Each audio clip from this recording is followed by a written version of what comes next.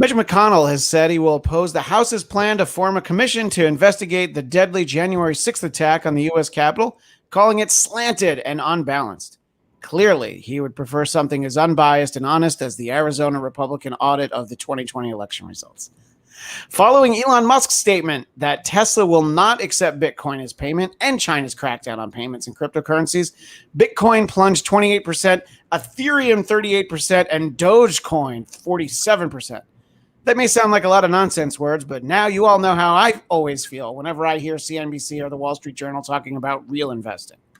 Republicans on the House Transportation and Infrastructure Committee have proposed funding highway, transit, and other transportation programs over the next 5 years with a $400 billion bill, which is almost $2 trillion less than President Biden's bill. When asked about the discrepancy, Republican Minority Leader Kevin McCarthy explained they're able to save so much money because they only plan to fix the roads in which rich white suburban neighborhoods, also the which white suburban neighborhoods. The New York Attorney General's office said yesterday it has now opened a criminal investigation into the Trump Organization. When asked for comment, former President Trump responded, "Trump Organization? No, doesn't ring a bell. I met a Trump Organization once, but it sounds like something Melania was involved in, so ask her." And finally, a 61-year-old South Carolina man has been arrested for throwing a bucket of urine at his girlfriend. I'm impressed. I'm 45 and I can barely fill a thimble. And here we are now for Biden time. Joining us is our friend Drexel Hurd, still looking for parking, Scott Moore, I believe. But we appreciate the Drexel taking the time. Drexel, it's been a little while since you've been on, so let everybody know how you're how you're going, but how you're doing and how everything's going. I am good. Thanks for having me. It's always good to be back. If we have to have some time. It's been very busy. I think people think that once the election is over, I remember at the end of last year, it was like, oh, you think you get a break after the election, right? And I was like, yeah, maybe just a little bit. And as I'm sure you all have talked about before, here in California, we have a recall of the governor that is being attempted right now that will fail. And we're all gearing up for 2022. So no rest for the Democrats here in Los Angeles and in the state. So very busy. But I asked somebody that I know that I don't know that he wants his opinion out there. I don't know that he wants it known that he knows me. But I talked to somebody who's worked as a GOP strategist for a long time with differing levels of success, but some very successful. And I asked him what he thought about the recall effort. And he lives here in Los Angeles. And he said that it's going to be a tremendous waste of money. And, the Republicans don't have anyone who stands out. This isn't like the Arnold recall election, which of course was driven by celebrity. And also I wasn't registered to vote in California during the election, but I understood the appeal of like, well, if I'm not going to vote for Arnold, I'll vote for Larry Flint or Gary Coleman, just the idea that people could vote for some of these people for governor. But I don't think you have anything like that. There's not a Trump, there's not an Obama, obviously in the sense of, mass appeal, you don't have anyone like that. And also I think if you had done, if you'd been able to do a recall maybe on last November's ballot, you probably would have, seen some more backlash against Gavin Newsom. But in general, people in California, we're going to talk about it in a little bit. People are pretty happy here right now. When Scott joins us in a few minutes, I'll talk about how I went to Disneyland on Sunday. There's concerts are happening this fall. I've got Dave Matthews. Got Dave Matthews tickets in Irvine. Yeah, the Hollywood Bowl says it's going to have a full season. There's going to be concerts at like indoor at the Forum. So and that's just LA.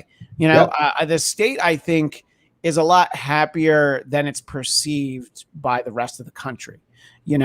Well, they Republicans are always going to try to make California out to be the boogeyman and try to find cracks in what they perceive to be a very blue wall. And unfortunately, those times are over. And like you said, this isn't 2003.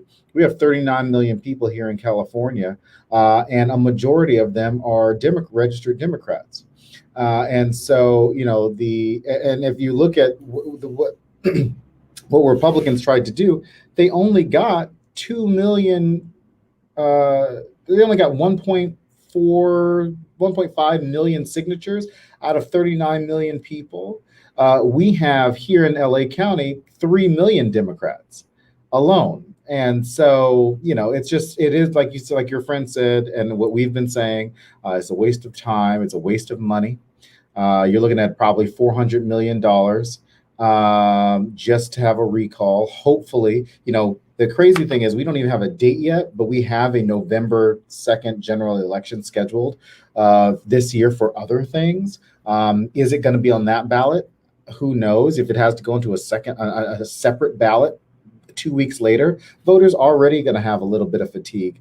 But I think what people have to remember is that this is a broader chaotic strategy that is a carryover from the Trump administration. You cause chaos, you sow chaos, you cause fatigue, you confuse people, and they don't know what to do.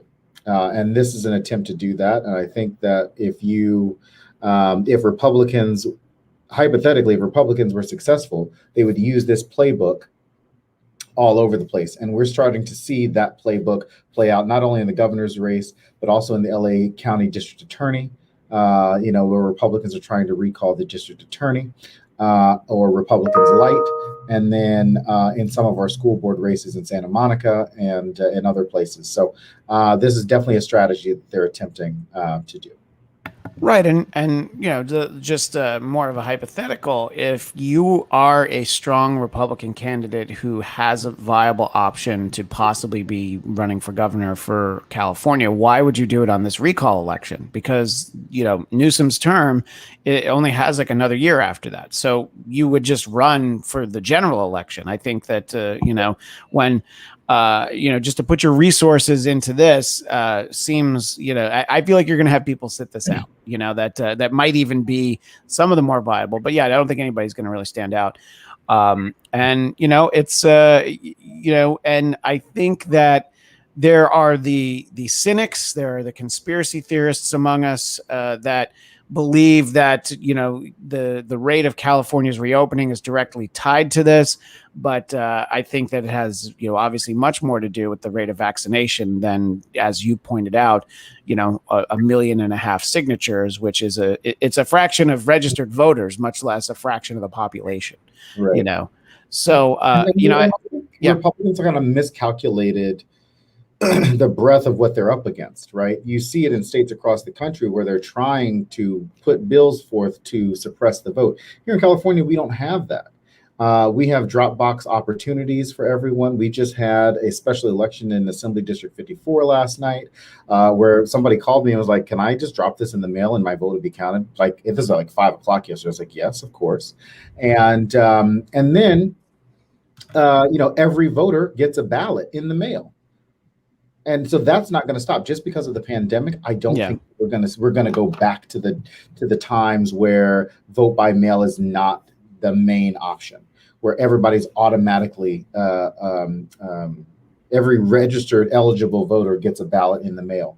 They'll get that like they did in this past election yesterday, in the past election in November, and then on the recall ballot as well. So and Democrats' return rate is high. Yeah, I think that to sort of look at it nationally, I think that there is this perception that that the balance of power is so razor thin. The number of House seats that were picked up by Republicans was more than a little alarming to Democrats, just because it wasn't what they were expecting. So they, and they have as well documented how narrow the majority is in the Senate, is literally as narrow as it can be. And of course, casting the tiebreaker vote here on our show, as always, is the one and only Scott Moore. Thank you, Scott. We've almost gotten the band back together, but Chelsea still won't return our calls. No, she's very busy. She's a lawyer. We can't afford an hour with her. And she's still in that newly married phase. Yeah, she doesn't. Storage Yard resident says Drexel loves the one-party state. No, I love a state that is controlled by Democrats because we know how to do it better. But we were kind of talking about, sort of some of the, Scott, we were talking about the recall election in California, sort of where that stands, and essentially that, the more reasonable members of both parties know that it's just a colossal waste of money. In terms of looking at the way people are feeling around the country, I think you have people in especially places like Florida and Texas where they're months ahead of the rest of us in terms of being able to, the mask mandate was lifted a few months ago in Texas. And while it is still in place here in California, as Ricky Schroeder found out at a Costco, if people have seen that video, I have seen it, yes. even Ricky Schroeder doesn't want to admit that he's Ricky Schroeder in the video, by the way. I think he says his name is Mike. But in any case, here in California in about a month, we might be. But Dr. Fauci pointing out that that's if you're vaccinated. And, we're doing very well with that in California. I think that we don't have to pat ourselves on the back about everything, but, just the rate of vaccination and sort of the opening going, a couple weeks ago, Drexel, Scott went to an indoor NBA game. Like inside, I mean, I went to Disneyland, I went to a Dodger game, but he's going to stuff inside. So Scott is like a man of the future, He's nice. That is, I've never been to a Laker game or a Dodger game or anything like that. So, I mean, I've been to a Dodger game. I've never been to a Laker game, but wow. Well, this was a Clippers-Knicks game, so I guess it wasn't. But it was great the way they did it, though. I have to say, as we said last week, it was great. You had to show that you were fully vaccinated, either bring your card, or if you couldn't, you had to go around the corner and get a rapid test. Yeah. So again, you felt very safe. And like we've talked about in the past, it was nice because there was a ton of space. It wasn't crowded. I was like, this is great. Nobody's around us. There's no lines anywhere. I mean, it was really nice. It's interesting that you say because I had a friend that was at a Laker game and the other day, and he said that they had to, show their vaccination card and stuff like that. And, it's always so interesting what Republicans will complain about, because everybody, of course, got a vaccination card just like you would if you got an immunization card. And then and Republicans are very funny when they're like, well, no vaccine passport. And you're like, what the fuck do you think the card is for? Exactly. Free Krispy Kreme, by the way. That's what the card is for. Exactly. And they'll be the first people to go straight to Krispy Kreme with that card too. So it's like, which one do you want? But by the way, the secret is you don't actually have to show the card. They'll just give you the donut. It's under the honor system. The hot and now sign is on. Yeah.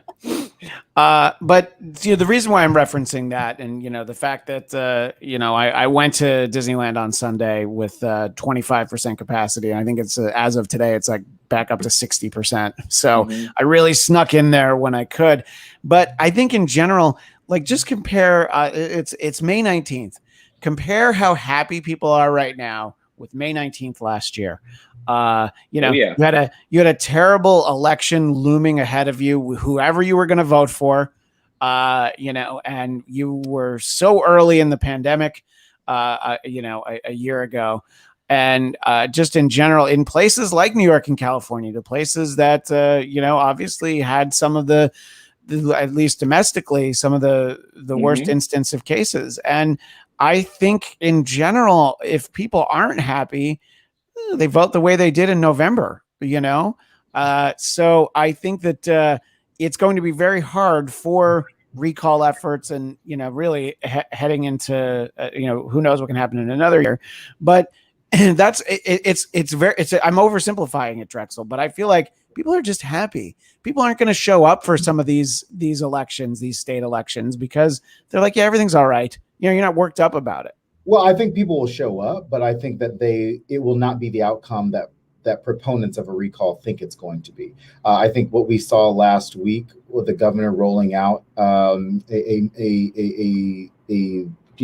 $200+ billion budget, May revision budget that invests back into businesses and families and education.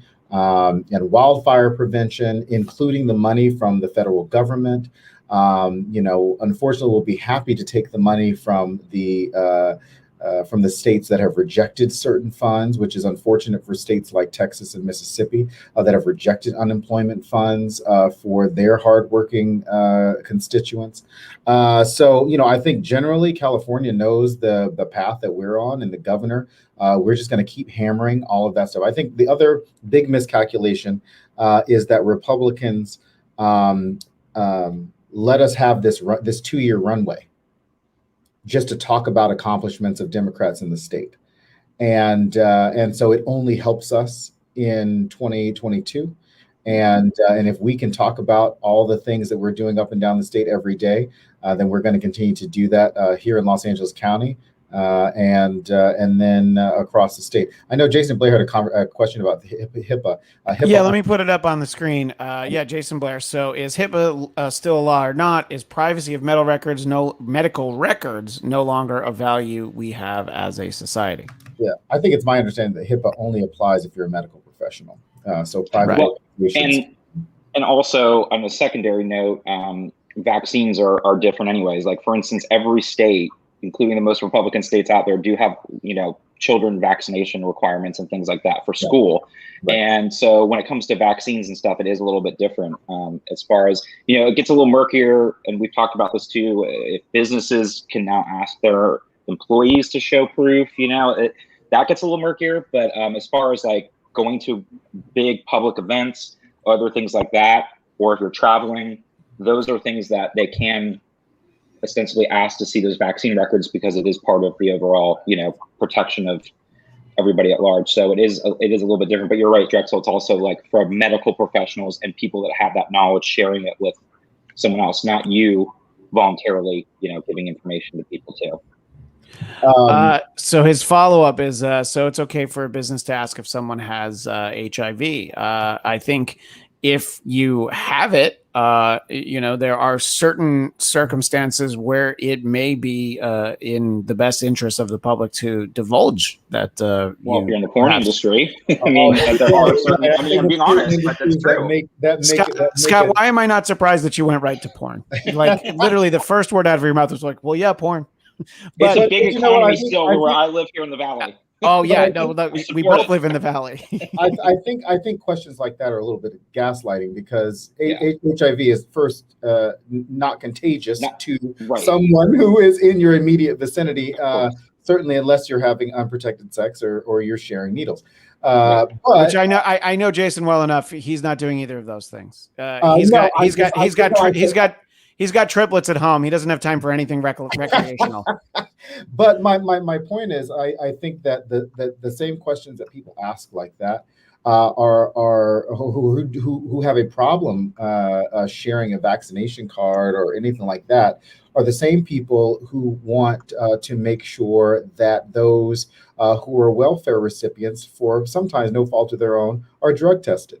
And why can you ask somebody to be drug tested at a business and not be, or for their for benefits and not ask them for their vaccination? So at the end of the day, I go, make up your mind, decide what you want, because I think that at the end of the day, we just want folks to be safe, and in this case, a pandemic is a time where where we know that things are contagious. Just to finish up on his thought, he doesn't support drug tests. That's because you're a musician, and we'll just leave it at that. No, but in all honesty, look, I said many times I was at Disneyland over the weekend, and I felt great. I felt safe. You know why? because everybody had to wear a mask unless they were eating. And you can't scream in credit coaster. Yeah, I know you have to definitely keep, if you're on Space Mountain, just try and keep your shit together, basically. But it was fine. I just went on all the kiddie rides.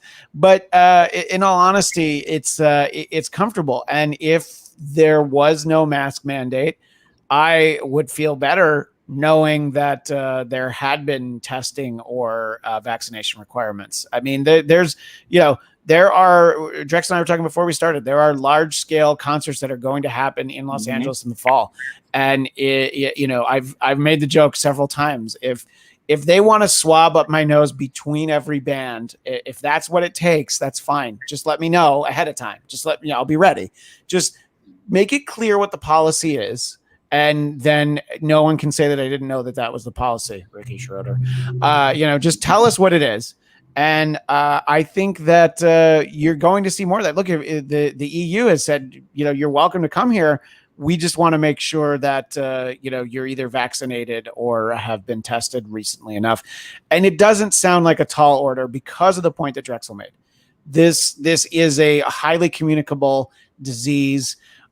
Even people who are vaccinated, you can still get it. You're very likely to not die once you get it. I mean, none of us are, high risk or in an age group where we really had to worry about it even a year ago. But boy, being vaccinated and knowing that most of the other people outside that door are vaccinated is very comforting.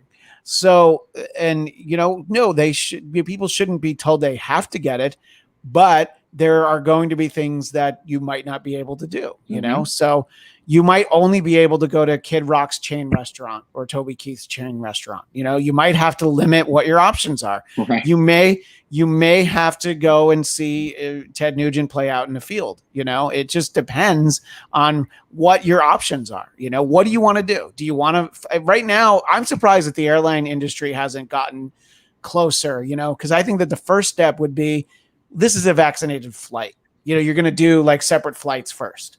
And then, sort of like when I talked a few weeks ago about Dodger Stadium, there were the distanced sections. And our friend Tamra, who's actually not with us this week, over the weekend, she went and sat in a vaccinated section at Dodger Stadium and she said, yeah, it's all the things that were annoying about going to a stadium 2 years ago. You got to stand up. Everybody's in your way. So it's like, it's not as pleasant as it seemed when things were distant. So I think giving people options is like, well, this is vaccinated, that isn't. I think we'll probably see some more of that. I don't quite know how it's going to be, but what I do agree with is the confusing rollout of like, you don't really have to wear a mask. Well, you do in that state, but not this state, and the CDC making these statements, you almost sometimes feel like maybe they didn't run it by did it go across like Fauci's desk? Did somebody whisper anything to President Biden? Do you feel like it could be a little bit better coordinated, Scott? And at least that way, look, you're going to have plenty of people that aren't as well informed as they could be. But if the messaging is synced up and it's streamlined, I think you'll have a lot less confusion. Well, two things. First, to go back to the flights, technically when you're going international to some locations now, they will be doing what they call quarantine flights, which is essentially you either have the proof of your vaccination or you have to get, to Italy, it's very strict. You have to get a PCR test 72 hours before you depart, a rapid test at the airport, and then another rapid test when you land.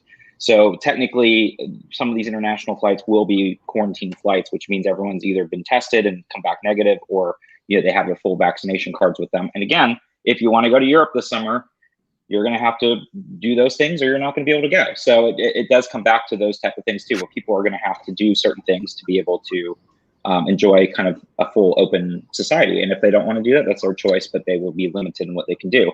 I do agree that it has been confusing a bit with the CDC. However, as we've been moving through this whole pandemic, even through last year, we have to remember that this is moving at a rapid pace.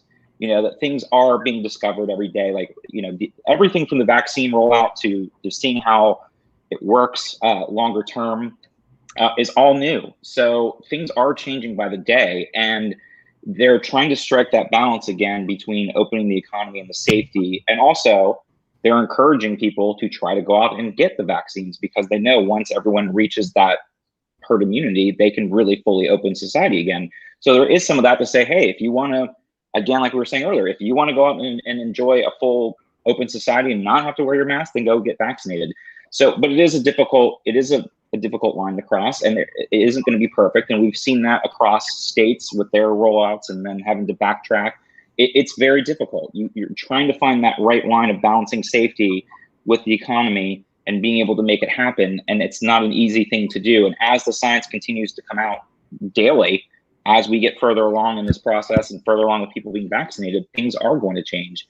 And just trying to strike that balance is going to be challenging regardless of whose administration is in power. Well, I mean, obviously the incompetency of the last administration excluded, but there are challenges to that. And so I think they're trying to work in the best frame that they can and try to get people to be vaccinated. So that was their bottom line approach, was like, hey, if we encourage people to get vaccinated, then they can go walk around without masks. So it's difficult though, regardless.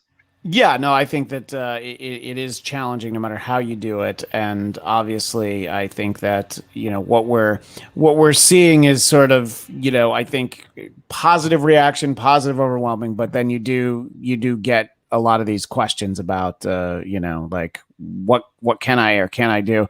I mean, I'm not traveling anywhere because my daughter's preschool, if I leave the state of California, I'll have to like quarantine her, or if I take her with me, I guess I could go on vacation by myself. But if I bring my kids, they have to quarantine for 10 days. And I'm like, wait, once I go on vacation with my kids, I want them to go back to school. So, there's a lot to do here in California. You don't have to leave the borders, which I don't know. Drexel, do you feel if there's one thing that you think could sort of help, something like this is obviously inherently political, but in terms of getting out the safety message, to me, I don't know if saying your choice is simple, get vaccinated or wear a mask when you go out. It seems very confrontational, but maybe that's what we need. Maybe I'm I'm too soft for this sort of thing. Do you think that there's an approach that could help all of this, or is everybody kind of really doing the best they can in sort of an unprecedented situation? I think that's a good question, because we are inherently driven in a lot of things that we do by structure. And so I don't think, we follow the rules or there are consequences. And that's why I always point out that the people that have problems with this are the same people who want other people to try to follow archaic rules. And so, it's like, oh, you want the rules for other people, but you don't want them for yourself. And then they ride the line of, well, I want to be able to choose. Okay, well, you're getting a choice not to participate then because there are rules in place. So it is your choice not to participate in something. So then you have to deal with something else. So I don't think it's not necessarily confrontation. Like Scott said, you don't get your kids vaccinated, you can't get them, you can't enroll them in school. There are height requirements on rides at Disneyland. You're not a certain height, you can't ride the ride. There are rules in place. You on the no-fly list, you can't fly, you can't hop on an airplane. You can't bring liquids on an airplane. You can't do certain things on an airplane or at your job. So I think it's just a lot of silliness for people to say, oh, well, I don't want to have to wear this mask. This is my body, my body, my choice. But those are the same people who also don't say the same thing about women either. So, so at the end of the day, I always say, decide, make a decision, because, make up your mind, because at the end of the day, you're just confusing yourself. Well, in terms of following rules or facing consequences, there was you missed it, Scott. We had a little fun at Mitch McConnell's expense at the top of the show. He has said that he opposes I believe they're voting. If they're not voting right now, they're voting this afternoon on this commission to look into January 6th, the attack on the Capitol, which they sure use every euphemism they can to make it seem like, that was it. Did you just say, January 6th? Like it's just a day, that it doesn't mean anything. There's something that, there's a lot you can point to that Bill Maher says that you can shake your head. But many years ago, he said that you shouldn't call it domestic violence. You call it wife beating because it sounds terrible. I mean, it's definitely an oversimplification because it's implying that only women get beaten by their husbands. But the point of the matter is, if you call it what it was, the attempted overthrow of the government, which is really what that was. The question I have is do you feel there's any credit to what Mitch McConnell says in that, Drexel, there's already committees looking into this, so we don't need another one. I feel like this one is proposed for a reason, but I'm at least willing to entertain the idea that it is unnecessary to have, another group of people investigating this. What do you think, Drexel? Well, all I can point back to is the millions of dollars and time spent on Benghazi. that was actually a non thing, but a non thing that we've got attacks happening all across the world right now. So, but I think that this, there are some preventative things that could come out of this commission. I think that the ironic piece of it, I don't even say ironic. I just say not surprising piece is that Democrats gave Kevin McCarthy and Republicans everything that they asked for, and still they other than let's talk about the shooting at the congressional baseball game, and then you go, did you have a commission on all the school shootings that were happening across the country? No, you did not. So again. I say the same thing about Republicans that I say every day. I don't mean to be an attack dog. It's just in my nature and a part of the job. But at the end of the day, Republicans who claim the moral authority have no morals.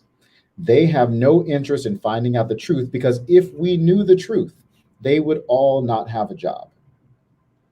And so while they're protecting the Matt Gaetzes and the Marjorie Taylor Greens and themselves for allowing these idiots to come into the Capitol pre-insurrection, and the same people out there that were barricading doors, are the ones out there now saying, "Oh, it wasn't a big deal." So Republicans don't know what they want right now, because they don't know what side they want to be on right now, because they know that if they say what they should be saying, they will lose every time.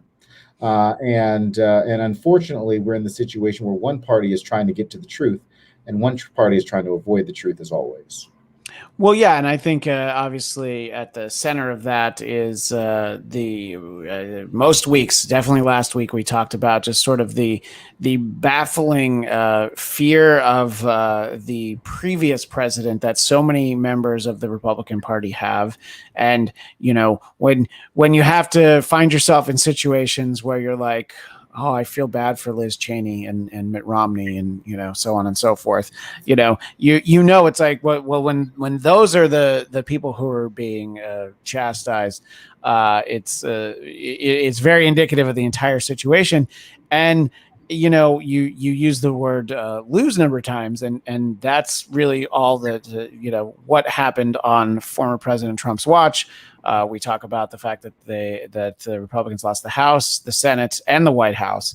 And as Scott is always quick to point out, he lost the popular vote 2 times as president. So he's hoping to possibly go for a third one.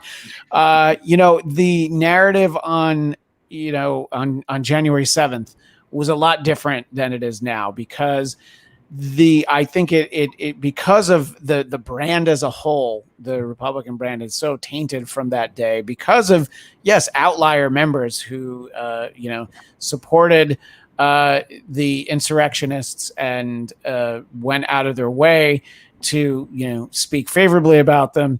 there's still it's all they are all in the same tent. So it's clearly come down from on high that this is sort of not in our best interest to focus on this. When really, the people who work in that building should really want to make sure that no one walks into that building like that again, regardless of what their ideology is. It's really in all of their interests to just make sure that they understand what happened, so it's easier to prevent. But I don't know where we'll end up with all this. Scott, do you think that? Are you surprised? Do you think that Mitch McConnell basically just said no because this is something that Democrats want, and that's really the business that he's in, and that's the business that he's kind of always been in, in addition to the no neck business? Well, yeah, I mean, look, they don't want this to happen because they know if it's back out there for the remainder of the year and things come up and we find out the truth, not only is going to make the Trump look worse, but it's going to make some of them look really, really bad with some of their involvement, like Kevin McCarthy. He does not want to have to go out there and speak under oath because he's, implicated. There are quite a few people, as Liz Cheney said, that could have some serious implications to have this truth come out. So it's going to look horrible for them. So they don't want it to come out because it's not only going to be bad attention for the party as a whole, it's going to be bad for individuals in the party as well. And Kevin McCarthy is desperate to try to win back the thin margin right now of the Democrats that have in the House so that he can be speaker. So he's going to do everything he can to hopefully not have this happen.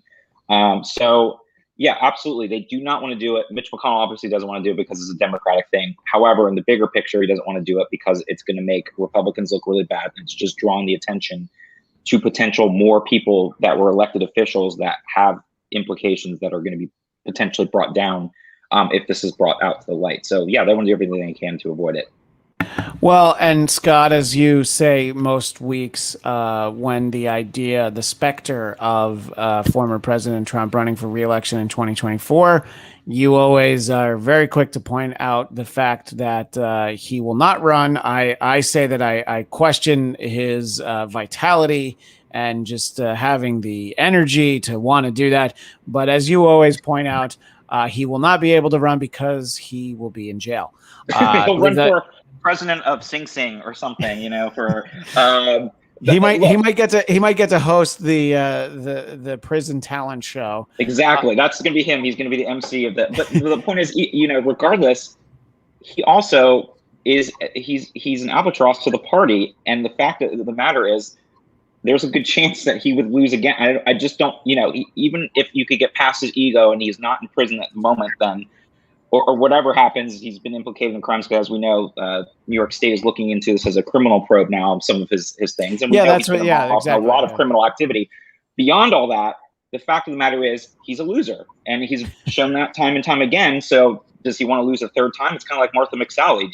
Is Martha McSally going to try to trot out again in Arizona to lose again? So that's the problem too. He's an albatross. He's going to weigh the party down. And I think a lot of people are just going to say, hey, you have more of a platform to be back out there. But look, is his ego going to get in the way at the end of the day, and he's going to want to be the attention of everything again in 2024? That's the only thing I could say that would bring him back, is just knowing that he wants the attention and that he thrives for that. And he thinks that if he's back out and campaigning, he will get his social media channels back. And he thinks that's, the way to kind of set the tone of things. But let's be honest, he'll lose again. Well, and as Jason... Go ahead. Sorry, Jackson. I was just going to say, I think it also depends on what Cy Vance and Tish James do in the next few weeks, and how Republicans won't be able to ignore a potential avalanche coming out of New York City and New York State, and Tish James, basically took a huge chunk out of the NRA, and that was a feat unto itself. And so she's not someone to mess around with. And so I think that as we saw, the news came out last night that they have moved the probe into a criminal phase of the Trump organization. Like I said, how Republicans are not going to be, it's funny because they Marco Rubio was out talking about UFOs the other day. It's very funny what Republicans will choose to focus their attention on.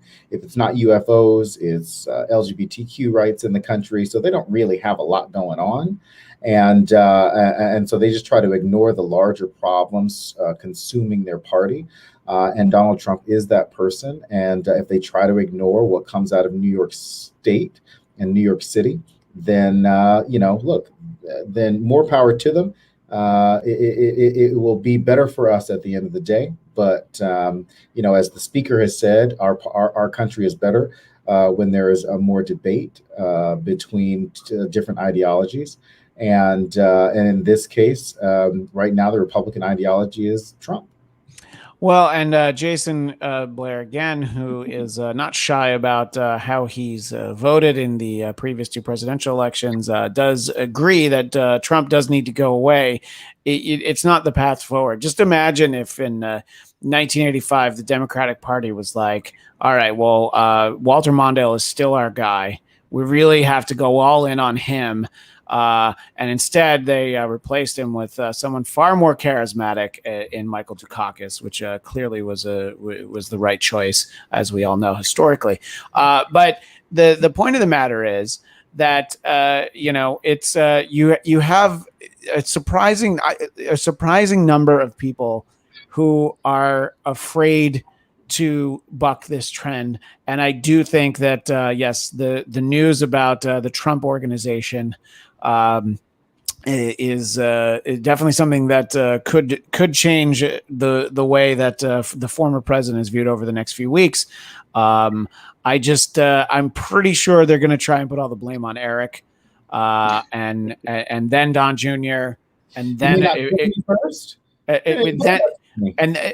think the order of getting thrown under the bus is Eric, Don Jr., Melania, Ivanka, and I think Barron will be fine, but he's probably the only one. He's So I think it is very interesting news though when you saw that, and boy was Twitter excited when they saw that. There were so many people that were pointing to that as we saw it. One thing I don't want to delve into it so much is just sort of, I think the need to sometimes separate the government from the people. And obviously I think a lot of people have very strong feelings about what's going on between Israelis and Palestinians. And I think the fact that these are decisions made by governments, by elected officials, there are a lot of people that did not want to be painted with the same brush as former President Trump. And then, another huge chunk of the country did not want to be, seen as viewing the world the same way that President Obama did. So in the same way, I think a lot of people are like, it's not Israeli citizens. It's not people of the Jewish faith, they're not doing these things. Whether they choose to speak out in support of it is a separate thing. It's also very troubling, just every day there's another video of, some Asian person being attacked because of belief about the coronavirus. And I think that this seems like kind of a broad topic, but to me, it seems like people do feel more empowered because of the fact that they can say whatever they want on platforms like the ones that we're doing the show on right now. Literally all of them. You can say pretty much, you can say a lot. Let's put it this way. You're not held accountable, especially if you're just a citizen posting a comment. So I think people do feel like, oh yeah, I can say and do much more terrible things. I don't think there's a way back from this. And, I feel like it's only going to get scarier for other groups out there. And, I grew up as part of a group that never felt, being maligned. My Danish heritage never worked against me and still hasn't. But Drexel, do you feel like how much of the problem is the fact that people are emboldened but also it's just been normalized that, oh, you can say pretty much whatever you want. And then that makes some people feel like, well, if I can say whatever I want, I could probably do whatever I want, you know?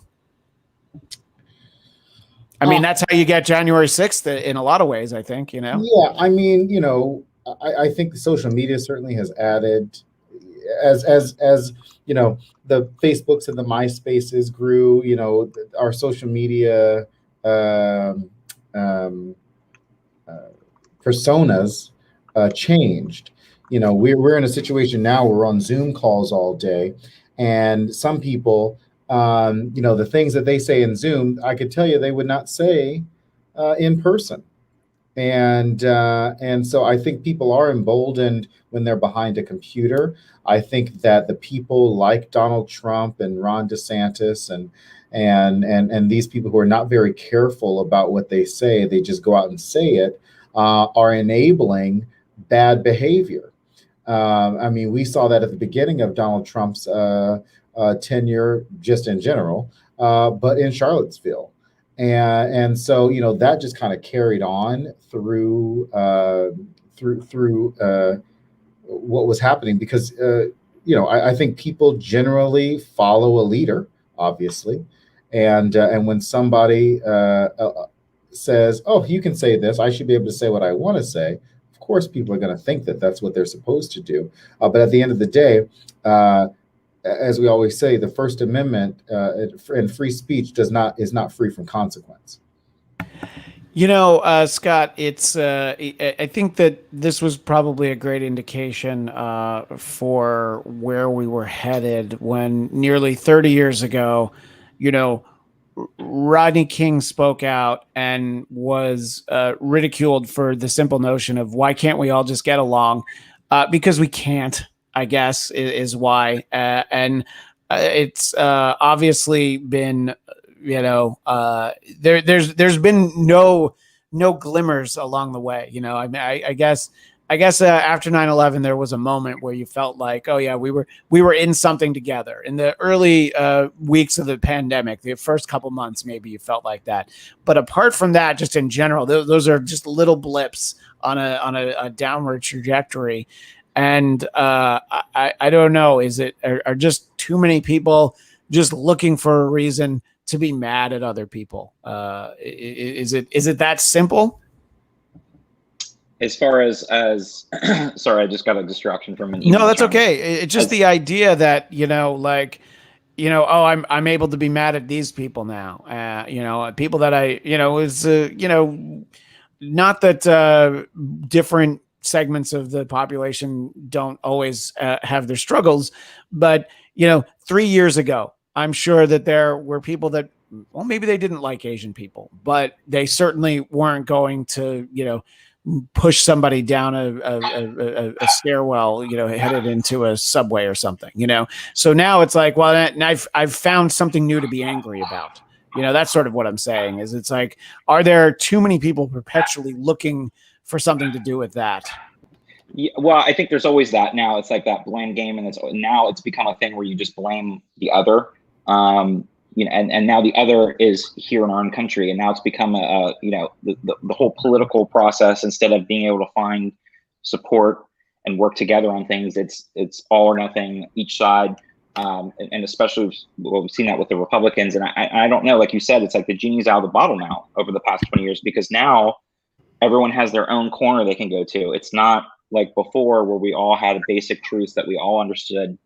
This is the way things are. And we all could agree on that, Republican, Democrat, Independent, whatever. But now you see that, you know, someone doesn't even have to interact with someone that's different from them anymore. They can just stay in their own little bubble of their own opinions and only talk to like-minded people and stay in their echo chambers of social media and different websites that they want to go to. And they never have to see an opposing side or deal with an opposing side. They barely have to interact in the public anymore. So it does make it difficult when there is that much separation to be able to get people to be kind of more on the same page. And you can live in an area of the country or town or wherever that fits into your worldview too. So it does make it challenging now. Whereas before you had 3 channels and you had your, you know, newspaper, LA Times, New York Times, and that was it. Now you don't have that anymore. So to be able to be able to find that common ground is a lot more difficult. I don't know how you change that at this point. And then obviously now being able to blame the other, which can be your neighbor, which can be anyone that's different from you now, as opposed to dealing and taking, which is funny to me with Republicans always talking about taking personal responsibility, but yet they're the biggest victims out there, and always blaming other people, other things for the lack of not having jobs and other things like that. So it is kind of ironic when they're the party of personal responsibility, but they can't take personal responsibility for a lot of their own issues and blaming lack of jobs and other things on other people. So it is a dangerous place to be, because the more that we move along in this world where you're separated, the harder it's going to be. To get people to agree on certain things, and we saw that with the pandemic. Yeah, right, exactly. That the notion that we were all in something together did not last for very long. There was that moment, but boy, is that far behind us. And I don't quite know where we go to next. But the thing that, as you guys were both talking, I was just thinking about how you normalize comments in terms of just things like, well, everybody knows that there were so many voting irregularities in 2020. There's somebody that we both used to work with at AfterBuzz feels very strongly about those things, and I'm sure you both know exactly who I'm talking about. And it's like, well, are there really that many? Are there these voting irregularities that you're talking about? And are there all these lawsuits that were brought by the Trump campaign and others that are just like, well, no, we really don't see that.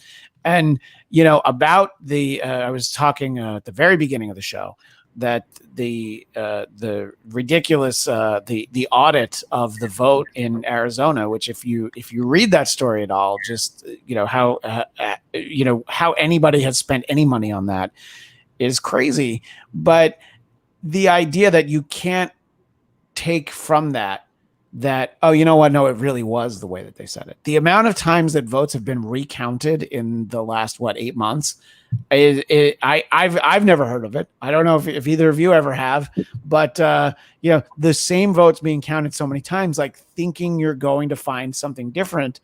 And when you say things like, "Oh, we all know how crazy it was," like, yeah, but do we? I mean, I don't. I like to consider myself reasonably well informed. I try to get information from different sources, and so I don't know. I mean, it's sort of like we're talking about the normalizing of the ugliest comments, but there's just the normalizing of the alternative facts, the fake news, just things that, like, well, if you say it and nobody stops you from saying it, you're gonna say it again, and I think that I don't know. I don't know where that gets us, but I'm glad that Jason is able to throw in a nice joke here for an SNL skit: ballot Metamucil for voter irregularity. So thank you for that, Jason. That they could have squeezed that one into the Elon Musk episode a couple of weeks ago, probably. So I don't know. I don't know where we go, but I'm happy that we get to talk about things like this, and we always appreciate Drexel making time for us when he can. Drexel, how can people stay in touch and communicate with you? Right here at Drexel Hurd on Twitter mostly, and at a Dave Matthews concert in Irvine later this year. Dave Matthews concert. Yeah, and the upcoming Celine Dion concert in Vegas. Yeah, I mean, Vegas is, Vegas just hinges on those big residency and things. And she just announced a whole new one. She's doing a new one. Yeah, she's doing a new one. So yeah, and I'm just kind of waiting. I'm like, but what are the rules just going to be like? Oh yeah, we're going to be open the way we always were, at some of these venues. That's what I'm waiting for. I'm like. Because as I've said several times now about the Dodger game I went to, distancing is worth it. I'll pay a premium if it means that there's going to be nobody sitting near me. I will gladly do that, but I feel like that's not where we're headed. And Scott, if people want to see you interacting with Mitch McConnell and whoever else, yeah, SMAN 80, SMAN 80.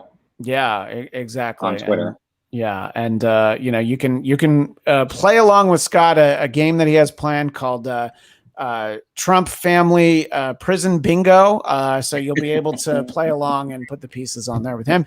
As always, you can find me at Christian DMZ.